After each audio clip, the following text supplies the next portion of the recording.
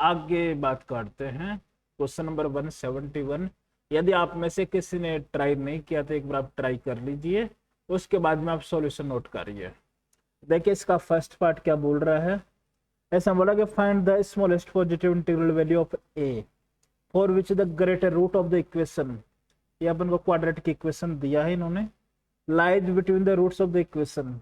इसके जो रूट्स है उनके बीच में लाई कर रहा है, ठीक है। ये अपने पास क्वाड्रेटिक इक्वेशन है, x square minus a square plus a plus one into x plus a times a square plus one equal to zero. मतलब इसका यदि कोई रूट है अल्फा एंड बीटा, लेट्स अपन अज्यूम कर रहे हैं कि अल्फा बीटा से बड़ा है, तो इन्होंने बोला है कि जो अल्फा है वो जो इस क्वाड्रेटिक इक्वेशन के रूट्स है उनके बीच में लाई कर रहा है। बोलने का मतलब ये है। तो अपन को स्मॉलेस्ट पॉजिटिव इंटीग्रल वैल्यू बताना है एक का। तो देखिए अपन क्या इसको फैक्टराइज फॉर्म में कर सकते हैं क्या, कैसे? देखो इसको ऐसे अपन लिख सकते हैं x square minus a times x minus a square plus one into x plus a times a square plus one. ध्यान से देखो यहाँ पे a into a square plus one लिखा हुआ है, तो उसी फॉर्म में मैंने लिख लिया। तो यहाँ से यदि मैं एक्स कॉमन ले लूँ तो यहाँ पे अंदर क्या रह जाएगा, एक्स माइनस ए। यहाँ से मैं minus a square plus one common ले लूँ तो अंदर क्या रह जाएगा, x minus a equal to zero. तो यहाँ से अपने पास बन गया x minus a square plus one into x minus a equal to zero. तो यहाँ से अपने पास रूट्स क्या क्या आ गए, एक रूट तो आ गया ए स्क्वायर प्लस वन, दूसरा रूट आ गया ए। अब इनमें से देखो ग्रेटर कौन सा होगा, क्लियरली दिख रहा है कि ए स्क्वायर प्लस वन हमेशा ए से ग्रेटर होगा। ए का कोई भी वैल्यू लो, नेगेटिव पॉजिटिव कितना भी लो, हमेशा पॉजिटिव होगा। ये तो बात समझ में आती है। तो ये हमेशा ग्रेटर होगा। इसका मतलब क्या हो गया कि जो अपना ग्रेटर रूट होगा वो क्या हो गया, वो हो गया अपने पास ए स्क्वायर प्लस वन। ठीक है, मतलब अपने पास क्या आ गया, ये अल्फा के इक्विवेलेंट आ गया। ठीक, अब आगे इन्होंने बोला है कि जो अल्फा है वो इनके जो रूट्स आते हैं इस क्वाड्रेटिक इक्वेशन के, उनके बीच में लाई कर रहे हैं। तो उसको भी निपटा देते हैं। ये अपने पास है x square minus a square times x minus two times a square minus two equal to zero. For example मैंने इसके रूट्स मान लिए गामा डेल्टा। तो इसका मतलब क्या हो गया कि यदि इसके दो रूट्स हैं गामा एंड डेल्टा, ठीक है, तो जो अपना अल्फा है वो यहाँ पे लाई कर रहा है। तो इसका मतलब क्या हो गया कि एफ ऑफ अल्फा की वैल्यू क्या होनी चाहिए, नेगेटिव होनी चाहिए। यदि लाई कर रहा है तो होनी चाहिए। तो यहाँ पे अपन पुट करेंगे इसकी जगह, तो ये हो जाएगा f of a square plus one less than zero होना चाहिए। तो यहाँ पे a square plus one replace करो तो ये बन जाएगा ए स्क्वायर प्लस वन का whole square minus a square times a square plus one minus two times a square minus two equal to zero. बात समझ में आती है? तो ये ये यहाँ पे लेस देन जीरो आएगा। तो अब इसका स्क्वायर ओपन कर दिया, बन जाएगा ए की power four plus one plus two times a square minus a की power four minus a square minus two times a square plus four less than zero. तो ए की पावर फोर निपट गया, टू ए स्क्वायर भी निपट गया। ठीक है, तो ये अपने पास बन गया five minus a square less than zero. तो यहाँ से अपने पास बन गया a square minus five greater than zero. तो मतलब यहाँ पे फैक्टराइज फॉर्म में क्या हो गया, a minus root five a plus root five greater than zero. इसका मतलब क्या हो गया, माइनस इन्फिनिटी से minus root five union root five से इन्फिनिटी। ये अपना एक का इंटरवल आ गया। ठीक है, तो इन्होंने पूछा कि find the smallest positive integral value. तो मतलब पॉजिटिव तो रूट फाइव से, रूट फाइव का वैल्यू कितना होता है, तो ये रूट फाइव लाई करेगा अपना टू और थ्री के बीच में। ठीक है, तो रूट फाइव से जस्ट आगे का इंटीजर कौन सा होगा, थ्री होगा। तो इसका जो पॉजिटिव इंटीग्रल वैल्यू होगी वो होगी थ्री। ठीक है, तो इसका करेक्ट आंसर आई थिंक मेरे हिसाब से थ्री होना चाहिए। नेक्स्ट क्वेश्चन देखो इसका बी पार्ट। इसमें देखो क्या बोल रहा है कि if the range of m so that the equation, ये अपने पास इक्वेशन दिया, ये बेसिकली बाई क्वाड्रेटिक है यदि अपन ध्यान से देखेंगे तो, लेकिन उनको क्वाड्रेटिक फॉर्म में दोनों को आपस में मल्टीप्लाई कर रखा है और इसका इक्वल टू 0 दिया है। Have two distinct real roots, यदि जो ये बाई क्वाड्रेटिक इसके यदि दो डिस्टिंक्ट रियल रूट्स हैं तो जो m की रेंज आती है वो आती है a से b, तो a प्लस b का वैल्यू फाइंड आउट करना। ठीक है, तो आप ध्यान से देखिए कैसे अपन सोच सकते हैं। इन्होंने बोला कि दो डिस्टिंक्ट रियल रूट्स होने चाहिए। बोलने का मतलब क्या है कि यदि मैं ऐसे डिफरेंट डिफरेंट केसेस बना लूँ, मैं अज्यूम कर लिया कि इसके दोनों रूट्स डिस्टिंक्ट हो जाए, इसके दो रूट्स हो जाए, इसका जीरो हो जाए। मैं ऐसे अज्यूम कर लूँ कि इसके जीरो रूट्स हो जाए, इसके दोनों हो जाए, या एक इसका हो जाए एक इसका हो जाए, ऐसा भी तो कर सकते हैं। ठीक है, तो ये अपने पास तीन केसेस बनेंगे। तो सबसे पहले अपन कर लेते हैं केस वन।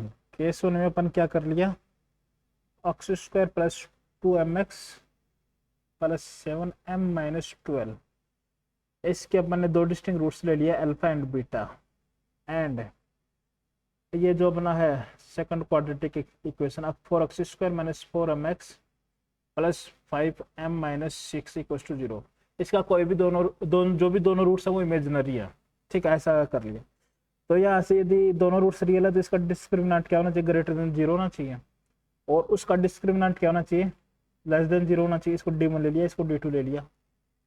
बात समझ में आती है?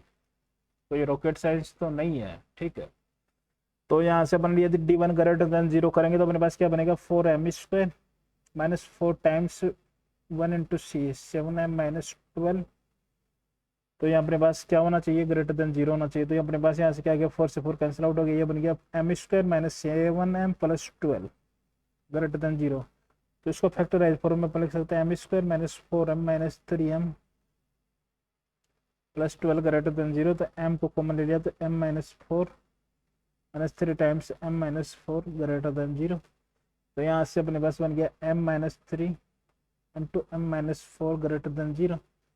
तो यहाँ पे ध्यान से देखो, यहाँ पे एक 3 है, यहाँ पे एक 4 है, प्लस माइनस प्लस। यहाँ से अपने पास m का इंटरवल आ गया 3 से लेकर माइनस इन्फिनिटी से लेकर 3 यूनियन 4 से इन्फिनिटी, ये आ गया।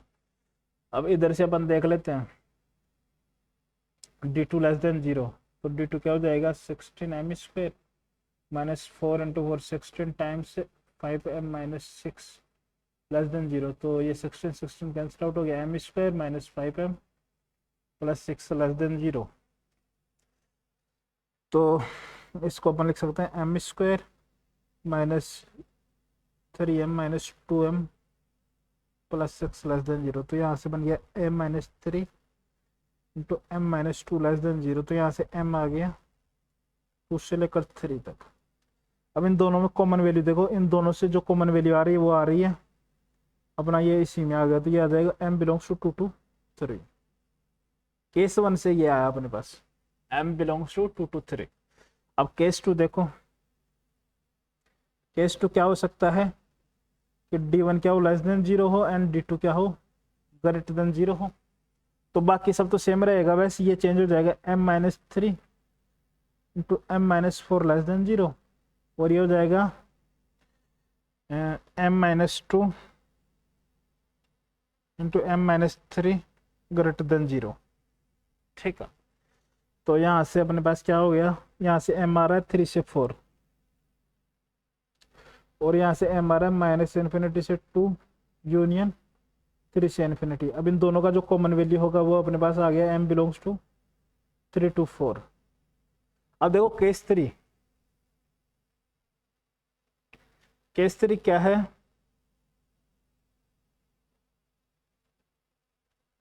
केस 3 क्या है कि d1 0 हो जाए, मतलब एक रूट आ जाए, एंड d2 भी क्या हो जाए, 0 हो जाए। मतलब फर्स्ट क्वाड्रेटिक इक्वेशन के दोनों रूट्स इक्वल हो जाए, सेकंड क्वाड्रेटिक इक्वेशन के भी दोनों रूट इक्वल हो जाए। तो मतलब एक इधर से आ गया, एक इधर से आ गया, तो अपने पास दोनों डिस्टिंक्ट हो गए। तो d1 0 करेंगे तो अपने पास m का वैल्यू क्या क्या आ रहा है, m का वैल्यू आ रहा है अपने पास 3 और 4। यहाँ से m का वैल्यू आ रहा है क्या, 2 और 3। तो दोनों के लिए कॉमन वैल्यू क्या होगी, 3 होगी। तो यहाँ से m इक्वल टू 3 आएगा सॉल्यूशन। ठीक है, ये बात समझ में आ गई। तो अपने पास फाइनल इंटरवल हो गया m belongs to 2 to 3 union 3 to 4, 3 to 4 union 3। तो इन तीनों को यदि आपस में अपन कंबाइन कर देंगे तो ये बन जाएगा 2 to 4। ठीक है, तो a का वैल्यू हो गया 2, b का वैल्यू हो गया 4, तो a प्लस b कितना हो गया 6। ठीक है, तो आई थिंक मेरे हिसाब से सेकंड पार्ट का जो करेक्ट आंसर होना चाहिए वो 6 होना चाहिए। ठीक, नेक्स्ट प्रॉब्लम आपके सामने ये है, और ये बेसिकली पैराग्राफ टाइप प्रॉब्लम है और थोड़ा लेंथी हो सकता है। ठीक है, इसमें 5 पार्ट्स हैं। फर्स्ट पार्ट में 3 फर्दर पार्ट्स हैं और सेकंड पार्ट में फर्दर 2 पार्ट्स हैं। तो आप ध्यान से स्क्रीन को रोक कर आप क्वेश्चन को अटेम्प्ट करिए, उसके बाद में जो भी आपका आंसर आता है वो आप कमेंट करिए। मैं आपके प्रत्येक कमेंट का रिप्लाई करने की पूरी कोशिश करूंगा। ठीक है, आप रिप्लाई जरूर करिए। तो